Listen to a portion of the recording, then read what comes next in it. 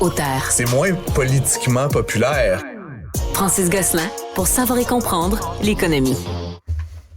Bonjour Francis. Salut Mario. Alors, tu avais des sujets pour nous, mais là, il y en a un qui vient de tomber sur les fils de presse. C'est que la Société d'assurance automobile du Québec avait commandé un rapport sur ses problèmes de gestion, son petit fiasco de l'hiver. Et là, le rapport vient de tomber. Exactement, j'ai retrouvé Mario. Là, vendredi après-midi. Un vendredi après-midi à 14h42, Mario. Fait ça tombe un vendredi après-midi. C'est étonnant, hein?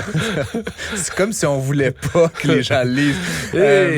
La chance, c'est qu'il y a des gens comme moi et toi, peut-être, Mario, qui passent leur week-end à lire des rapports de même. Fait qu'en tout cas, il faut savoir à qui on s'adresse. Mais effectivement, pour le grand public, c'est un moment assez particulier. Je rappelle juste, en mai dernier, Mario, il y avait... donc, le mandat avait été octroyé à PricewaterhouseCoopers, là, donc PwC, pour faire éventuellement un peu l'anatomie, là, si tu veux, l'autopsie de cette espèce de fiasco qui est SAC-Click. C'est un mandat de 270 000 $ qui avait été donné à PwC. Ils sortent leur rapport là, aujourd'hui, donc ça a été rendu public. Et donc, essentiellement, là, on identifie 8 causes majeures qui ont causé cette problématique-là.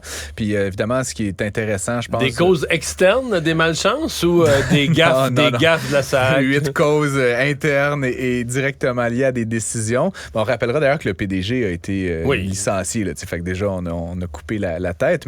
Mais grosso modo, ce qui est aussi intéressant pour moi, puis toujours en lien avec la dimension économique, mais la dimension politique, c'est que le rapport, il est assez clair là, sur le fait que le service d'authentification gouvernementale, le SAG, qui était un peu lancé tambour et trompette là, par le ministre Kerr, est un des principaux problèmes là, dans cette histoire-là. Donc, ça ramène l'histoire à Éric Kerr aussi. Ouais, ben c'est ça. Puis tu sais, je veux pas être trop méchant, mais tu sais, la gestion incomplète et réactive des enjeux d'authentification était connue par la SAQ et le ministère en juin 2022 et ils n'ont rien fait. Là, ils ont juste continué. Évidemment, c'est un projet, Mario, qui dure depuis des années, là, la préparation de cette affaire-là, mais ils connaissaient l'enjeu 6, 7, 8 mois avant le lancement, puis ils ont continué quand même à y aller. Puis tu sais, je vais te dire, Mario, moi, personnellement, là, j'ai vécu ce traumatisme-là comme bien des Québécois, puis moi, en plus, j'ai un véhicule qui est au nom de ma compagnie.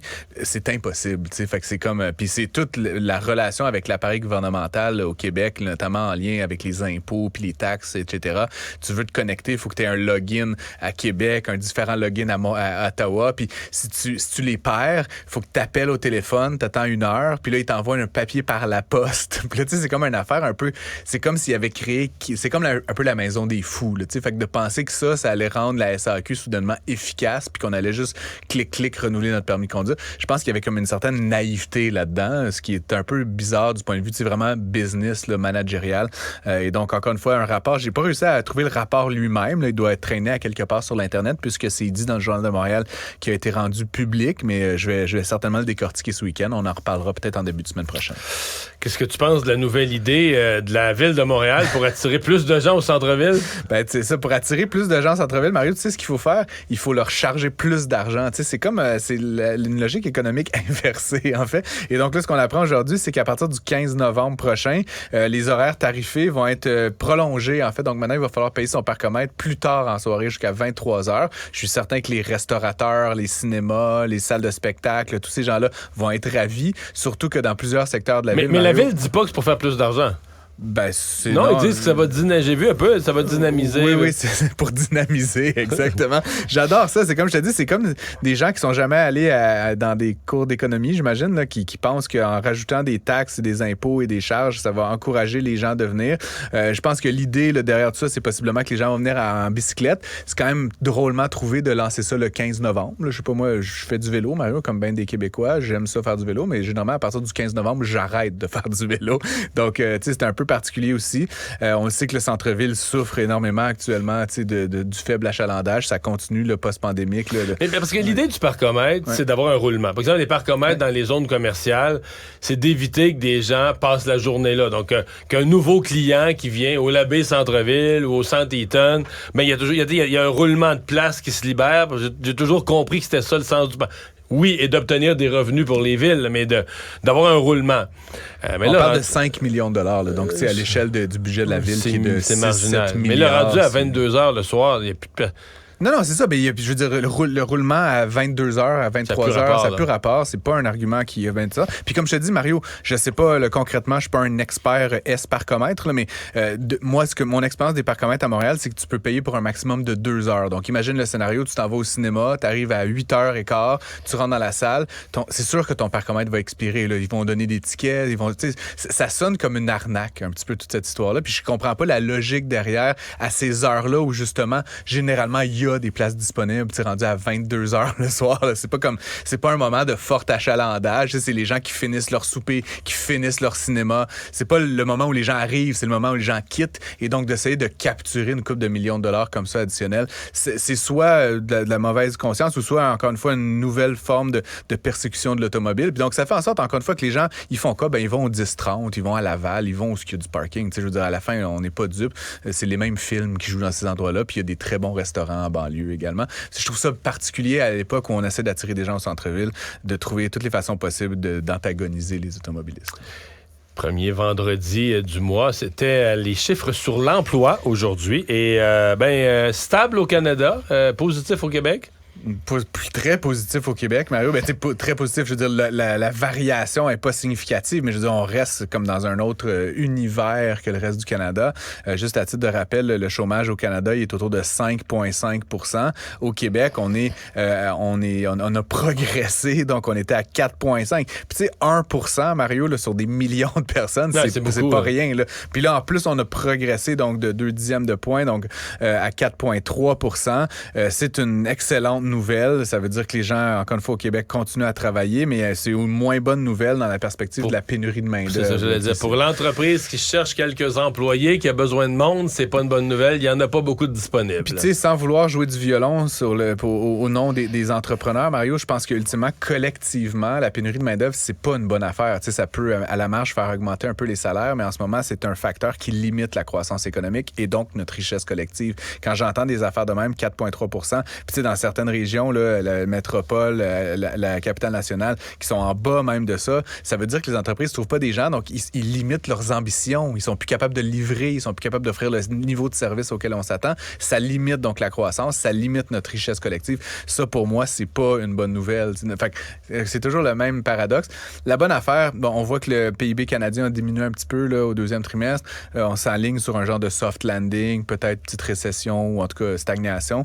Mais en même temps, comme je l'ai dit souvent, on en a parlé, Mario, c'est particulier que dans l'histoire, quand on a vu des moments de ralentissement, de récession, ça venait avec du chômage. Fait que les gens, non seulement, il y avait moins d'argent dans l'économie, mais en plus, ils perdaient des revenus. Là, on s'enligne pour une période de faible croissance ou même de récession, mais où les gens vont travailler. Fait que c'est quand même une bonne nouvelle pour chacun et chacune des Québécois, des Canadiens. Ça va être moins excitant en termes de croissance globale, mais au moins, on sera capable de payer nos hypothèques puis de faire l'épicerie. Là, donc, Le fait que Meta, Facebook et Instagram aient coupé l'accès aux nouvelles, aient coupé la diffusion des nouvelles, ça a provoqué des réactions. Il y avait les amis des diffuseurs qui avaient essayé une espèce d'opération boycott, là, une journée, ou c'était même 2 journées où fin août, on devait boycotter Meta, boycotter Facebook, Instagram. Et aujourd'hui, on restait ça. C'est ça, c'est le groupe Friends of Canadian Broadcasting, dont j'ai essayé de rejoindre la présidente, la directrice générale, qui est une unilingue anglophone de Toronto. Puis tu sais, c'est drôle parce que je connaissais, moi, ça s'appelait les Amis des télédiffuseurs canadiens, là, quelque chose de même. Ça a été lancé par des francophones de Toronto. Fait que tu sais, il y avait comme cette espèce de bilinguisme. Puis tu sais, je pense que la radiodiffusion, la télédiffusion au Canada, ça doit, par définition, être bilingue. Donc là, maintenant, on a cette espèce de groupe Friends qui avait lancé en mois d'août dernier, là, donc le 23 et 24 août, un appel au boycott. Mais est-ce que ça a fonctionné? Mario, j'ai fouillé. Puis là, ils ont fait bien du média, du PR avec ça. Ça a été, j'en ai parlé, ça a été dans plusieurs... Moi, j'ai l'impression que les gens ne savent même pas. Tout le monde utilise Facebook normalement. Moi, sur la page de mon émission, je reçois plein de messages ces jours-là. C'est ça. Donc, là où je l'en venais, Mario, c'est que j'ai essayé de trouver les résultats de cette affaire-là et comme personne n'ose se prononcer, évidemment, Facebook ne va pas dévoiler ces informations-là, mais tu sais, ce groupe-là, là, Amis et Friends, là, n'a diffusé aucun communiqué après la journée. Donc, entre nous, s'il y avait eu des résultats puis il en avait été fier, il l'aurait probablement annoncé. Donc, c'est probablement un flop. Là, maintenant, c'est la Fédération professionnelle des journalistes du Québec. Ils ont fait une conférence de presse plutôt aujourd'hui. Ils demandent aux gens de s'abstenir le 15 15 septembre. Mais tu sais, honnêtement, je comprends même pas pourquoi on perd cette énergie-là à faire des appels. Puis tu penses que Facebook, là, Mark Zuckerberg, il est sur son oreiller en train de tourner de bord à se demander, hey, le Québec, il va-tu arrêter de cliquer? C'est comme, il y a comme une naïveté dans la lecture de cette situation-là, du conflit qui oppose le gouvernement principalement avec Facebook. Puis honnêtement, ça va avoir aucune incidence. Déjà, ça n'a pas d'incidence, là, selon toute vraisemblance. Toutes les lectures que j'ai faites à ce sujet-là, tous les rapports que j'ai pu lire, Meta a pas vraiment, va pas changer d'idée, là, tu comprends? Ils tiennent la ligne dure, puis quoi qu'il advienne, ça va être, il y aura plus de médias sur Facebook à moins qu'on change notre loi. Donc, ils ont le gros bout du bâton, puis de faire ces appels-là au boycott, je trouve que c'est de prendre de l'énergie. Puis là, tu sais, M. Nguyen, qui est le patron de la FPJQ, qui fait cet appel-là, je me demande pourquoi il passe pas du temps à réfléchir à d'autres choses, tu comprends, que de prendre de l'énergie, du temps des médias, de faire des communiqués de presse pour demander aux gens de pas aller sur Facebook pendant une journée. Qu'est-ce qui va se passer?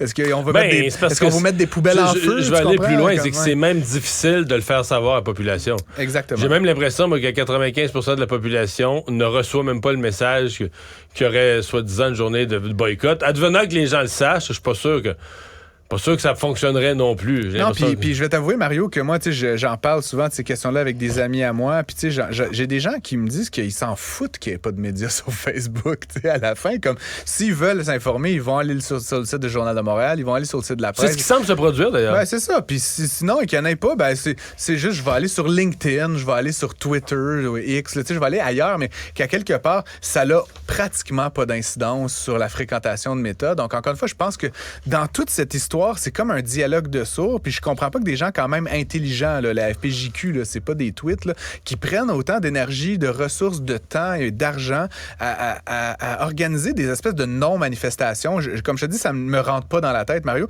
Le problème n'est pas là, et la solution non plus. Donc, à un moment donné, on va voir comment ça... Mais tu sais, là, ces appels là, de différents organismes, ça sonne comme une gang de troubadours là, qui essaient chacun de leur bord de tirer un bon coup, mais franchement, Mario, clairement, ça ne fonctionne pas. Puis j'ai même observé, là, puis je pense que tu me disais que c'était le cas toi aussi, ces journées-là, honnêtement, des fois, on voit qu'il y a même plus d'activités sur Facebook. Moi, je reçois, mettons, sur la page de mon émission LCN, je reçois autant de messages. Je sens pas qu'il y a aucune variation. Non, même pas. Donc, trouvons d'autres façons de s'en prendre à Facebook ou de réfléchir à la question de la réglementation que de Mais l'hypothèse de Facebook, à mon avis, c'est qu'ils sont rendus plus forts que les gouvernements et c'est ça qu'ils essayent de prouver.